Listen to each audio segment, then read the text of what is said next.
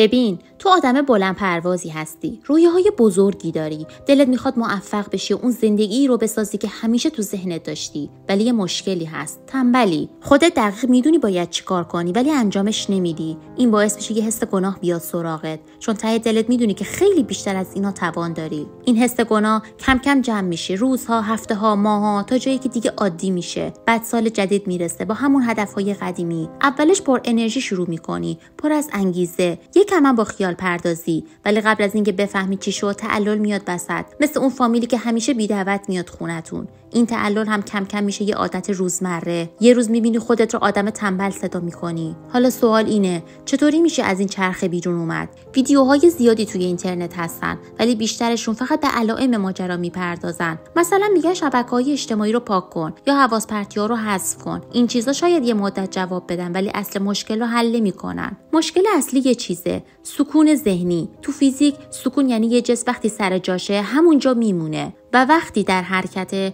تا زمانی که نیروی روش اثر نذاره به حرکتش ادامه میده. این قانون اول نیوتونه و دقیقاً توی کارها و تصمیمامون هم همینطوره. شروع هر کاری حتی کوچیک یه هول اولیه میخواد، یه انرژی کوچیک برای رد شدن از اون سکون ذهنی. ولی مشکل اینجاست که ما این شروع کردن رو توی ذهنمون خیلی بزرگ و سخت میکنیم و به جاش میریم سراغ کارهای بی خطر و لذت‌های لحظه‌ای، همون چیزایی که فقط دوباره حس گناه میارن. پس برای اینکه تعلل رو شکست بدیم باید سکون ذهنی رو بشکنیم. دو تا راه ساده برای این کار وجود داره. اولی، شروع رو آسون کن. شروع سخت‌ترین بخشه، پس کاری کن آسون‌تر به نظر بیاد. مثلا اگه بگی باید مقاله 5000 کلمه‌ای رو بنویسم، طبیعیه که مغزت فرار کنه. ولی اگه بگی فقط میخوام 50 تا کلمه بنویسم، مقاومت خیلی کمتر میشه و بدون اینکه نیاز به زور زدن یا اراده قوی داشته باشی شروع میکنی. دومی، قانون 2 دقیقه‌ای. اگه حس حال کاری رو نداری، به خودت بگو فقط 2 دقیقه انجامش میدم. بعد اگه نخواستم ولش میکنم.